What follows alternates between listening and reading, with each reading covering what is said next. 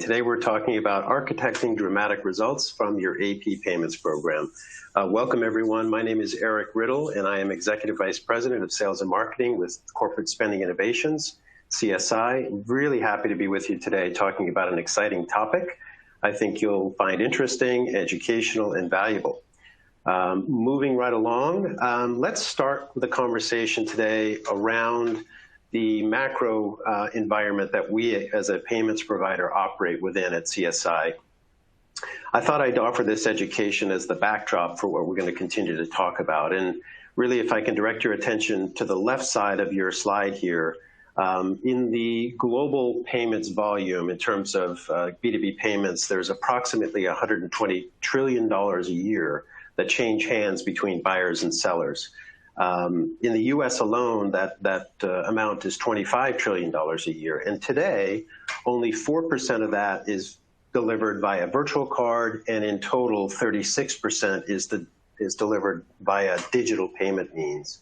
The remaining balance is delivered still in the U.S. by paper check, which is very inefficient, very costly, and is fraught with fraud risk.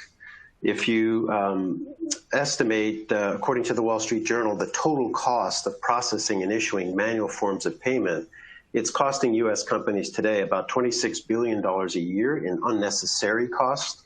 In addition, about 1 million checks per day are forged in the United States. So if it wasn't enough to be inefficient in the processing cost, it should be enough to take notice that U.S. companies are feeling the financial impact of about $19 billion a year associated with that forged check and fraud situation. So lots of backdrop motivation in the macro sense to looking at payments, and it's a big driver as to why CSI and the AP payments automation business is so hot at the moment. It's a very, very popular topic.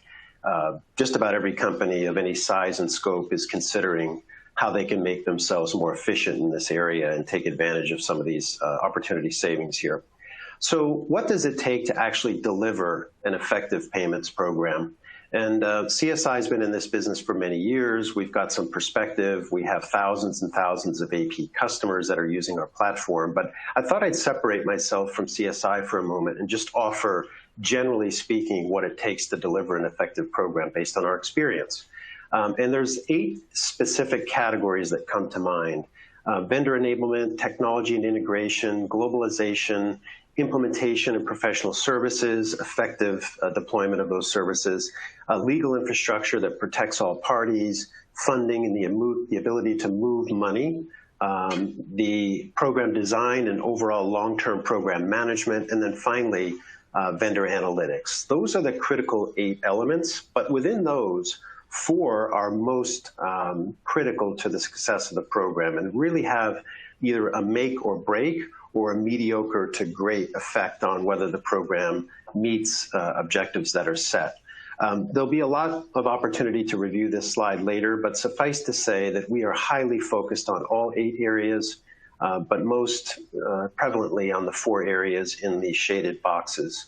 Without consideration for these areas of activity associated with a program is subject to risk of either failure or mediocrity. And we've heard a lot of those stories, and CSI has taken on customers that have experienced lack of focus in some of these areas. But whether it's CSI or any other payments platform, these areas have to be considered, and there's a service-related activity that has to happen within each of those. So a little bit of a further education on the payments ecosystem and really what it takes to architect dramatic results from a payments program. CSI sees this as a broad-based ecosystem with literally thousands of active endpoints. It starts out with the many thousands of corporate clients that one may have. We've got to have effective integrations that have been built between the corporate clients' ERP systems or invoice automation platforms or P2P platforms to be able to get payments and invoice data up into the cloud-based payments platform. So a robust capability in terms of e-integration is required here. And then in terms of the delivery of payment, the ability to work with multiple banks, the ability to work with multiple networks, is also a critical success factor in removing friction from the delivery of payment. And on the far right side of the illustration, there's a critical consideration given to the receipt of payment. There are lots of companies that are out there that are bringing efficiency to the receipt and processing of payment, either through straight-through processing means or through accounts receivable management platforms where payment is electronically received, posted effectively into the receiving transaction bank account, as well as having the data associated with the remittance detail of that payment posted directly to the general ledger of the supplier in this case. So without consideration, broad-based consideration for all of these connections and all of these integrations and all of this collaboration that's happening in the ecosystem, a program will be sub-optimized. Hence, dramatic results when these integrations and these touch points, these active endpoints, are fully considered. In terms of another learning point for CSI, we've learned that a core payments program starts at the very beginning with the ability to process and issue payments. In this context, process and issue virtual card, because virtual card is the main driver of the monetization aspects of an e-payments program. I talked earlier about the efficiencies and the reduction in fraud risk, but many companies view an automated payments program as the ability to also monetize their accounts payable in a new and unique way.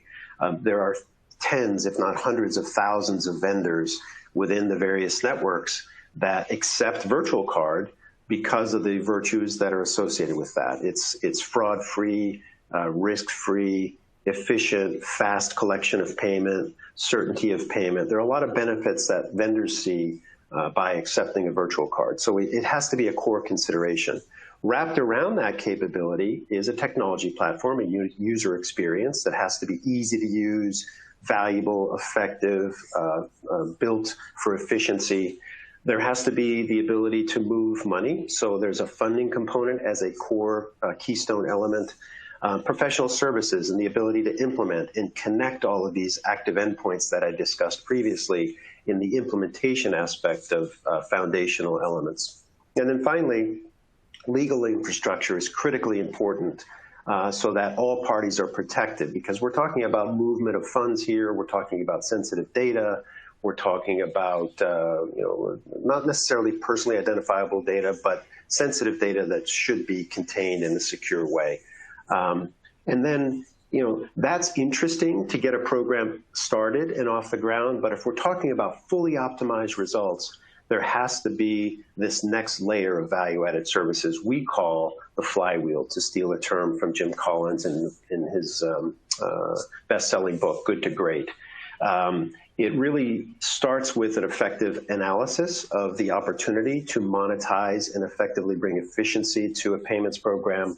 An effective program design stems from that. Long-term program optimization. These programs are rarely implement once and then leave it. It's a constant optimization, always encroaching further into the manual paid vendors to bring them over to a digital payment structure, payment method. Ongoing vendor analytics. If we're looking at a monetization program to pay on virtual card, we like to see the entire payment file and pay vendors regardless of their payment type. We pay via check, we pay via ACH, and we pay via virtual card. If we're paying a vendor today that suddenly next month starts to accept virtual card, we can move that vendor from a check payment over to virtual card. Vendor enablement, critical component, supplier onboarding. It's what everyone talks about in the effectiveness of a program. It's bringing more vendors into the accepting of digital payment universe. We've got an entire staff, a large team that focuses just in that category of delivering value as a value-added service. And vendor optimization, as I mentioned earlier, critical component, making sure that we're always capturing digitally accepting vendors versus paying them the more expensive way via paper check. And then finally, in the outer circle, if we add the ecosystem benefits into the program, we start to reach a point of full optimization of a payments program. So in terms of the value that each incremental layer of an offering brings, we see the foundational value can be delivered through the basic keystone elements I mentioned earlier: technology, funding, implementation, and legal structure. But the flywheel really is where things start to crank up and we start to see volumes increase. We start to see real monetization for the buyer, in this case, for the payer, as well as efficiency for both payer and vendor. And then finally, when we layer in that ecosystem and that view to connect all of these active endpoints so that payments can be delivered in a frictionless way, driving up volume of payment by a virtual card, we see the true dramatic results, the true potential of an optimized payments program. So we're really excited about this view. We're really excited about communicating it in this way. I'm very grateful that you've chosen to attend today. Again, this information will be available to you shortly and after the event. So thanks so much for attending. Greatly appreciate it. And I wish you all the best architecting dramatic payment programs for yourselves. Thank you.